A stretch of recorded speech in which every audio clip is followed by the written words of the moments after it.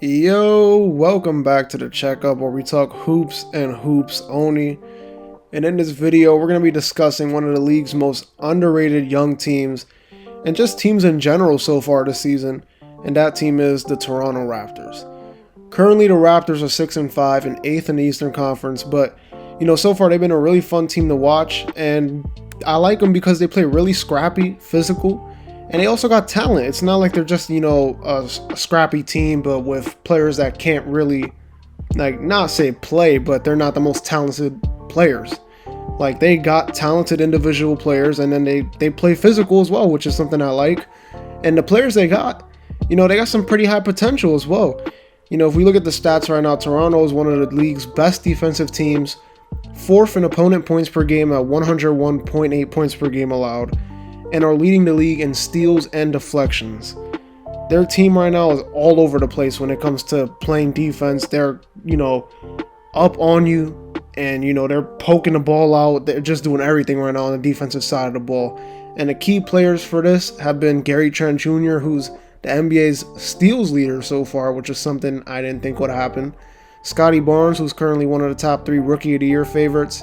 And OG Anunoby, who's taken a leap as one of the league's most improved players, but also an underrated player. Then we can't even forget to mention that they have Fred VanVleet and Pascal Siakam, who are still in their 20s and have championship experience. So if you're a Toronto fan, you have to be excited about this team's future, because it seems Masai Ujiri has nailed his recent draft picks, and they have so many exciting but underrated players on this team. Right now, the Raptors have 5 guys averaging double digits in points per game, which, I guess it will have to mean they move the ball around. You don't just do that without moving the ball around. Not only that, they've looked really competitive, especially on the defensive end, because they're so active on defense that the steals that they get lead to fast break buckets, and that's something Toronto does at a high level, or probably the highest level in the league right now. Now, in my prediction video, I said Toronto would miss the playoffs, but I said they'd be a really competitive team every night.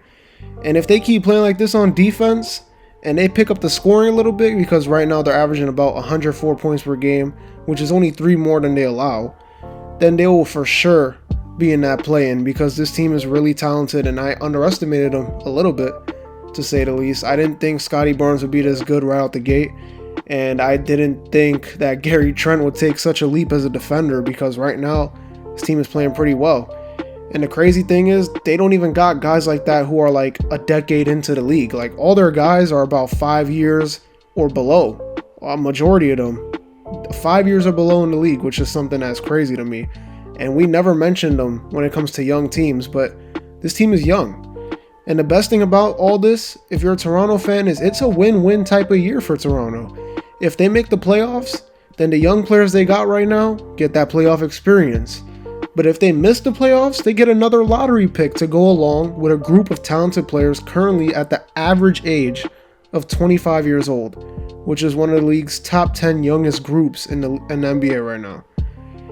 And they're led by one of the league's best head coaches in the NBA, which is Nick Nurse, who got a title. He's had them on multiple playoff appearances.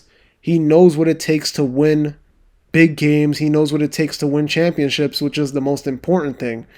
But right now, Toronto's real, big deal right now is Scotty Barnes. If Scotty Barnes becomes a superstar player for this team, and he lives up to what he's been doing in the early part of the year, Toronto's for sure going to be in that playoff discussion, because I like OG Anunoby, and he's really a top 3 most improved player of the year candidate also. And Fred VanVleet, we all know he can score. He's got his money. He is basically the leader of this group. The Toronto Raptors might be in for a fun year no matter what the situation is, because even if the result is a non-playoff type of year, they'll still have a great season no matter what, basically. Anyways, that's going to do it. Don't forget to like, comment, and subscribe. Also follow me on Twitter and Instagram. Link will be down in the description. This has been a checkup where we talk hoops and hoops only, and I'll see y'all on the next one. Peace.